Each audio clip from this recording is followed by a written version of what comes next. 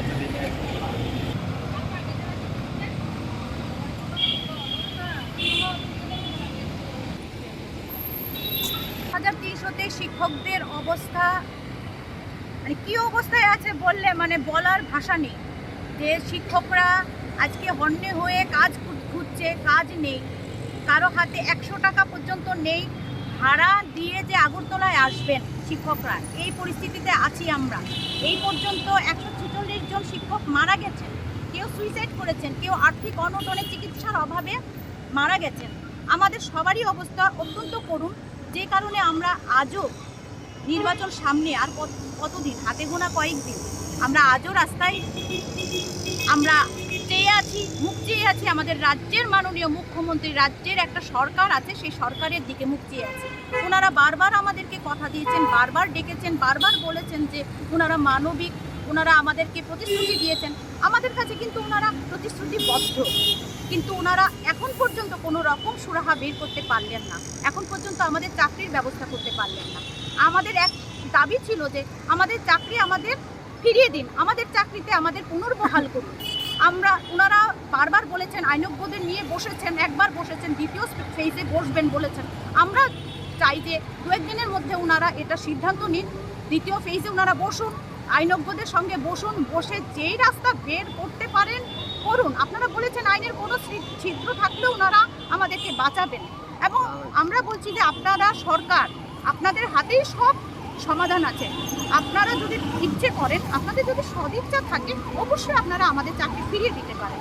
2-1 দিনের মধ্যে আপনারা সিদ্ধান্ত নিন, সেকেন্ড ফেজে আপনারা আইনজ্ঞদের নিয়ে বসুন, আমাদের চাকরিতে আমাদের ফিরিয়ে দিন, আমাদের চাকরিতে আমাদের পুনর্বহাল করুন। সেটাই আমরা বলবো যে আমাদের চাকরি আমাদের ফিরিয়ে দিন।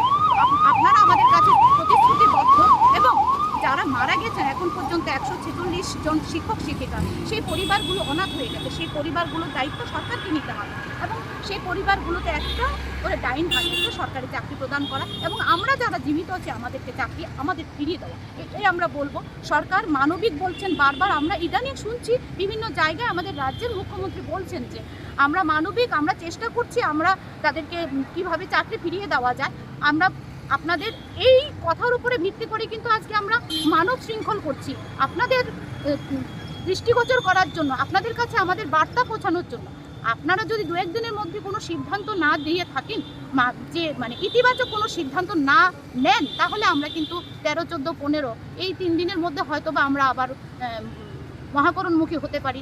সরকার প্রধানের কাছে, আমরা মাননীয় মুখ্যমন্ত্রী মহাশয়ের কাছে আবারও যাওয়ার একটা সিদ্ধান্ত নেব।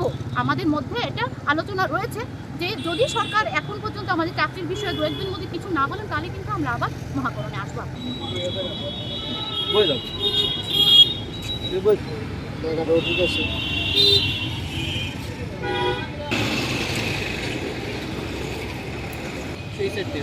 ওই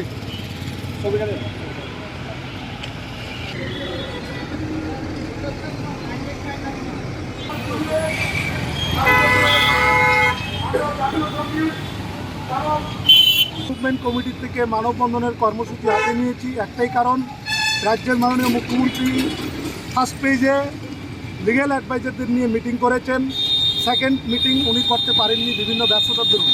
আমরা আজকে মানববন্ধনের মাধ্যমে শেষবারের মতো রাজ্যের মাননীয় মুখ্যমন্ত্রীর কাছে আবেদন রাখবো, আপনি ডায়লগসে বসুন, সেকেন্ড পেজে ডায়লগসে বসে আপনি যে বলেছিলেন আমাদের সমস্যাটা সমাধান করবেন, আমাদেরকে আরটিআই মূলে এবং প্যারা 127 মূলে আমাদেরকে বিদ্যালয়মুখী করুন, পুনর্বহাল করুন। আজকে 36 মাস ধরে বেতন নেই, 146 জন প্রয়াত হয়েছে, আমরা আর পারছি না, আমাদের পিঠ দেয়ালে ঠেকে গেছে। তাই আজকে শেষবারের মতন আমরা মানববন্ধনের কর্মসূচি নিয়েছি। এই কর্মসূচি 2 ঘন্টার চলবে, 1টা থেকে 2টো অবধি। এই আজকের এই মানববন্ধন কর্মসূচি থেকে রাজ্যের মাননীয় মুখ্যমন্ত্রী এবং ক্যাবিনেটের সমস্ত মন্ত্রীদেরকে কাছে আমরা আহ্বান রাখবো, আর দীর্ঘায়িত না করে, আর কাল বিলম্বিত না করে আমাদেরকে সসম্মানে পুনর্বহাল করুন। এর জন্যই আজকে এই মানববন্ধন। নির্বাচনের আগে আমরা দেখেছেন আমাদের সহতীর্থীরা আজকে 50 দিন যাবৎ রবীন্দ্রভবনের সামনে খোলা মাঠে এই ঠান্ডার মধ্যে তারা রাত্রি যাপন করছেন। কি তাদের দাবি একটাই, সসম্মানে পুনর্বহাল করুন আমাদেরকে। যদি নির্বাচনের নির্ঘণ্ট বেজে যাবে আর 2-4 দিন বাদেই, নির্বাচনের আগে যদি আমাদের সসম্মানে বিদ্যালয়মুখী করা না হয়, তাহলে আমরা জয়েন্ট মুভমেন্ট কমিটি যৌথভাবে বসে এক্সট্রিম পর্যায়ে গোটা রাজ্য স্তব্ধ করে দেব। গোটা রাজ্য, রেল, জাতীয় সড়ক আমরা সিদ্ধান্ত করে আমরা গোটা রাজ্যকে স্তব্ধ বানিয়ে দেব। এবং আমাদের পুনর্বহাল না করে নির্বাচন যাওয়া সম্ভব না, এটুকু বলছি। কারণ আমাদের লোককে, আমাদের সঙ্গে প্রত্যক্ষ পরোক্ষভাবে 1 লক্ষ লোকের ভোট জড়িত আছে। সুতরাং কেউ যদি ভেবে থাকে যে আমাদেরকে বিদ্যালয়মুখী না করে রাজনীতি করবে, তাহলে আমরা দেখিয়ে দেবো, এটুকুই বলবো।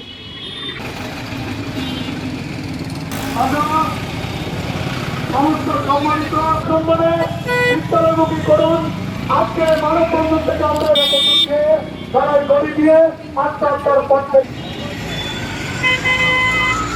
গান্ধী সেতুর সামনে থেকে আমরা আমাদের মানববন্ধনের মূল উদ্দেশ্য হচ্ছে আমরা এই সরকারের প্রতি সম্পূর্ণ আস্থাশীল এবং এই সরকার যে সদিচ্ছা থাকলে এই 10,323কে চাকরি দিতে পারে। এর জন্য আমরা বিগত 4 বছর ধরে আমরা রিকোয়েস্ট করে আছি। এই আজকে 9 ডিসেম্বর আমরা জিএমসি সিদ্ধান্ত নিয়েছে যে আমাদের যে শেষ রিকোয়েস্ট, কারণ আমরা জানি ডিসেম্বরের পরে এই সরকারের যে কার্যকলাপ সমস্ত বন্ধ হয়ে যাবে। কাজেই আমরা চাই আমরা এই রাজ্যের মধ্যে যাতে উচ্ছৃঙ্খল না হয়, কেউর অসুবিধা না হয়, তার জন্য মানববন্ধনের মাধ্যমে আমরা রিকোয়েস্ট করছি রাজ্য সরকারকে, রাজ্য সরকার যাতে আমাদের জন্য ব্যবস্থা করেন। এর জন্য আমাদের যে মানববন্ধন, এই মানববন্ধন আমাদের শেষ রিকোয়েস্ট। এরপরে আমাদের যে আন্দোলন, সে আন্দোলন হবে তীব্র এবং এই রাজ্যের মধ্যে আমাদের যে বিভিন্ন জনগণের সমস্যা হলে সেটা সরকারি দায়ী থাকবে। তার জন্যে আমাদের এই কর্মসূচি আছে। এতে যদি সমাধান না হয় তাহলে আগামী দিন কী করবেন? আগামী দিনে আমাদের বৃহত্তর আন্দোলন হবে এবং সরকারের সঙ্গে আমাদের লড়াই হবে সোজা কথা।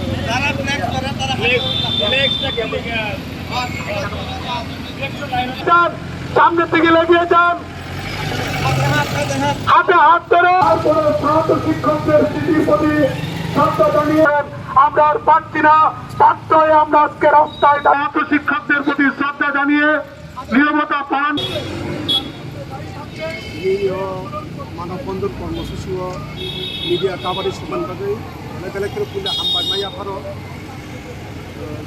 राज्यनि जत बरफोर साइमानो जे 10,323 যে আন্দোলন এবং অপনো বাইকে সমাধান খাইনাय जों দীর্ঘদিন আন্দোলন খাইমানি চেঞ্জ নিবেন আপনি যে রাজ্যनि মাননীয় মুখ্যমন্ত্রী কিছুদিন সেখান মহাকারণ যে এক্সটেন্ডেড ফোরাম যে মিটিং आ मिटिंगो आज फराफाय सफैया हिसाब कैटागरिकली खनावै स्थायी समाधान खाइनाय अर्थात जोङो चाकरि कासे चिनि चाकरि क्लियरनाय नै जे जोंनि धन डिमान्ड खाइमानि आपनो खनावै बताइसा सेकेंड फेज मिटिं ना माने किन्तु তিনি সাক পর্যন্ত রাজ্যनि মাননীয় মুখ্যমন্ত্রী যে সেকেন্ড ফেজ মিটিং খাইয়া মানে খাইয়া जों তিনি মানববন্ধনनि बिसिंखै রাজ্যनि মাননীয় মুখ্যমন্ত্রীनो पक प्रचारनाय शान्ति शृंखलानि बिसिंखैनो जों कोनो उच्छृंखलता गैया कोनो जों आसुन पक प्रचारनाय जे सेकेंड फेज मिटिं जाति नुहुनै 10,323 नि जे समस्या समाधान खाइना हनै पक गमानि आबो खाइतों हनै कियाबा যদি রাজ্যनि माननीय मुख्यमंत्री सेकेंड फेज मिटिं खाइयो आ दिननो 10,323 नि समस्यानि समाधान खाइया हांखाय किन्तु जों एक्सट्रीम पर्यायनि जे मुभमेंट जों शुरू खाइनाय आ मुभमेंट बाहायनाय जों दाबो साक पर्यन्ताबो साख्लायाखै किन्तु आ मुभमेंट যখন शुरू खाइया हांखाय राज्यनि जुदि शांति शृंखला कोनो कारणे ব্যাঘাত नखा बा आईन शृंखला कोनो कारणे ব্যাঘাত नखांखे आबोनि बागै सम्पूर्ण राज्य प्रशासन राज्यनि पुलिस दफ्तर इभेन मुख्यमंत्री ऑफिस आबोनि बागै दायी दंनाय ताङै हिंबा पग्रमानि समाधान खाइनि समाधान खाइनि हमन पग्रियानि बागैनो जों आ आन्दोलन खाइनि बाइक दंनाय शुधु जों सिमिया आखरचिनि नुखुंनि जाति गोष्ठी प्रसापति जतन तिनि नंखरनाय आ आन्दोलन अनेक रकमनि मानो बाहायनो दाबुकसा पर्यन्ताबो जों दाबुक घोषणा खायाखै ताई কিছুদিন जों नासिन दंनाय कारण राज्यनि माननीय मुख्यमंत्री बचन पग्रमानि जों आबो नासिनै दंनाय हामबाय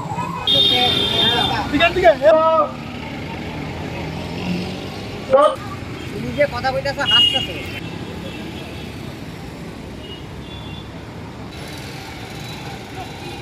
আমরা একেবারে আমাদের চাকরিচ্যুতির পর থেকে 2023 গণতান্ত্রিক পদ্ধতিতে সবসময় সরকারের কাছে বলে আসছি যে আমাদের চাকরিটা ফিরিয়ে দিন, এবং আমাদের মধ্যে এখন পর্যন্ত 146 পরিবার অনাথ হয়েছে।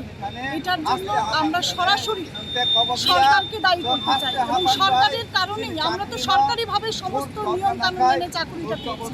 কাজে এর যদি কিছু হয়ে থাকে দায়ভার কে নেবে? সরকারকে নিতে হবে। এবং যথারীতি এখন যে সরকার প্রতিষ্ঠিত হয়েছে সেই সরকার প্রতিশ্রুতি দিয়েছিলেন যে আমাদের একটা ব্যবস্থা করবেন, মানবিক দৃষ্টিভঙ্গি দিয়ে আইনত ব্যবস্থা করবেন, বারবার বলেছেন। কিন্তু আজকে আমরা দেখছি অলরেডি আবার ইলেকশন চলে আসছে, কদিন বাদেই আবার ইলেকশনের ডিক্লেয়ার হবে। তা আমাদের তো এখন পর্যন্ত কোনো সলিউশন হয়নি। আমরা বিভিন্ন জায়গায় সুশাসনের কথা শুনছি, বিভিন্নভাবে সমস্ত কিছু মানে ত্রিপুরার অনেক উন্নতি হচ্ছে কোথায়, এগুলি আপনাদের মাধ্যমেই আমরা শুনতে পাই, দেখতে পাই। কিন্তু নিজেদের দিয়ে তো কোথাও কিছু দেখতে পাচ্ছি না। নিজেরা তো দিন দিন আমাদের প্রতিটা পরিবার ধ্বংস হচ্ছে, আমরা নিজেরা অসুস্থ হয়ে পড়ছি। আমাদের দোষটা কোথায়? আমরা কি ত্রিপুরার নাগরিক নই? আমরা কি ভারতবর্ষের নাগরিক নই? আমাদের অন্যায়টা কি? আমরা আজকে পর্যন্ত জানতেই পারলাম না আমাদের দোষটা কি। আমরা ওয়ান ফাইনালি জানি যে আমাদের চাকরিটা কি কারণে হয়েছে, কোর্টও আমাদের কাছে জানতে চায়নি বা কিছুই বুঝতে পারিনি আমাদের দোষটা কি ছিল। তো যদি সরকারের জায়গাতে মানে সরকারিভাবে কোনো গলদ থাকে, বা এটা তো সরকার আপনারা বুঝে শুনে কথা দিয়েছেন, আপনারা বলেছেন যে আমাদের পার্মানেন্ট সলিউশন করবেন, তাহলে করে দেখান। এর মধ্যেও তো আপনারা প্রতিনিধি হিসাবে আমাদের ডেকেছিলেন, কথা দিয়েছেন যে আপনারা এর মধ্যে সলিউশন করবেন, ব্যবস্থা করবেন। কোথায়? এর কোনো প্রতিফলন আমরা দেখতে পাইনি। বরঞ্চ এর দোষটা আরেকজনকে দিয়েছেন, এর দোষটা আরেকজনকে দিয়েছেন, এই দেখছি। ইদানিং আমরা দেখতে পাচ্ছি এখন যিনি আমাদের মুখ্যমন্ত্রী রয়েছেন উনি বলছেন যে আপনি সফট, আপনি মানবিকভাবে আমাদেরকে দেখতে চান, কিন্তু এটা কতদিন আমরা অপেক্ষা করব? ইলেকশনের ডঙ্কা বাজলে তো আর সে আপনাদের কথা রইল না, আপনার ওই প্রতিশ্রুতিটা রইল না। তাহলে এর মধ্যেই দেখাতে হবে।